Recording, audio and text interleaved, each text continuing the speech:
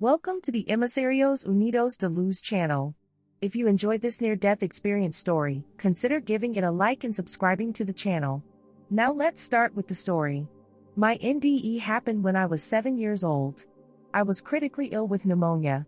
As I lay there in bed in the hospital, I could see on the faces of the doctors and nurses that they were not expecting me to survive, as evidenced by how increasingly belabored my breathing was becoming.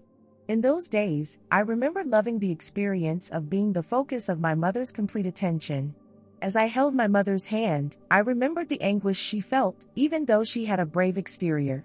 It was in the afternoon that I fell asleep, and some time after that, I suddenly found myself looking down at my body from a position a few feet above it. I watched dispassionately, yet with curiosity, as nurses and doctors worked together to attempt to resuscitate my body with a defibrillator. Hovering above my body, it didn't immediately occur to me whose body I was looking upon, but eventually I concluded that it was indeed who lay there in bed. As I hovered above my body, I felt a wonderful vigor permeate my being, and I no longer experienced any difficulty breathing. My perception of the things that occurred around me seemed heightened or more acute than I was used to. As I looked down upon the activity below, I connected with the woman who was my mother, such that I was able to know her thoughts and feelings as if they were my own. I could feel her anguish, and I could hear her prayers. As I considered her prayers to God, a wonderful, extremely bright white yet soft light suddenly filled the room, yet its brightness didn't hurt my eyes. I looked around and saw that the objects in the room took on an immaculate and pristine appearance, but when I looked to my left, I saw an area of darkness that I regarded with apprehension. I didn't want anything to do with that area, so I focused on other things. I watched as the room was transformed into a garden paradise as flowers quite suddenly began to flourish from the walls, floors, and objects, furnishing the entire room.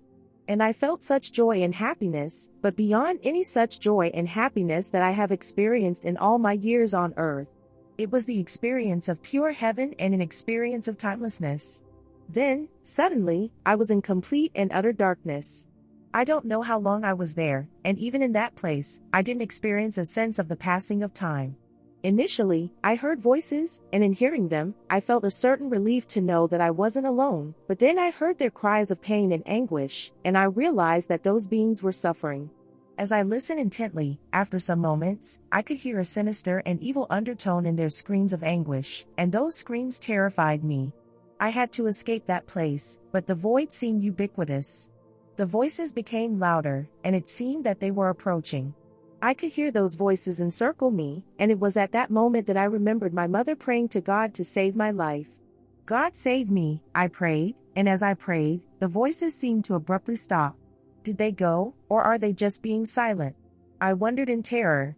Suddenly, a bright light that seemed to originate from behind me began to illuminate the void, and with each passing moment, that light became even brighter. Then I felt a hand on my left shoulder, and when I turned, I saw a man in a white robe. I was nervous at first, but then I found great comfort in his presence and his gestures and words. That was communicated to me non-verbally in the language of the Spirit, and that language was completely familiar to me. I'm Jesus, and I am here on behalf of my Heavenly Father in answer to your prayer for his help, he said. It was then that I felt a wave of peace wash over me. Jesus comforted me, and he soothed me with his conversation. We were suddenly surrounded by thousands of light orbs, and those lights transformed into what appeared to be human figures whose light shone from within them. Jesus appeared to be the manifestation of light itself, and as we walked, those beings passed us on our right. The void was gradually transformed into a place of light, and in that place of light, people gathered behind us as we walked. As we walked, I remember being filled by the most sublime joy and happiness, a joy and happiness that was infinitely greater than the joy and happiness that we experience on earth. As Jesus talked to me about heaven, he would suddenly laugh, expressing the joy and happiness that were inherent to his being. It is time to go back, but we will be reunited soon, he said. But I want to stay with you, I replied. Your mission on earth is not yet complete, so you have to return, he explained. Still, I want to stay with you. I am most happy with you, I replied. I began to cry because I knew that, in spite of my doubts, I had a duty to honor. Jesus explained why I had to go back and that my mother and father would die if I died. I then felt as if I were being pulled by a force whose origin was behind me. As I returned to my body, I could hear Jesus' voice talking to me and explaining things to me, but of what I cannot remember. But as I listened, I felt a deep calm and peace wash over me and fill me. The next thing I knew was that I was back in my physical body with an oxygen mask assisting my labored breathing. I could feel my mother's hand squeezing mine, and I could still hear her thoughts as she prayed to God and as she gave thanks to Him for bringing me back to life. I remember being so happy to be with my mother, and over the next few days, I made a seemingly miraculous recovery from that illness.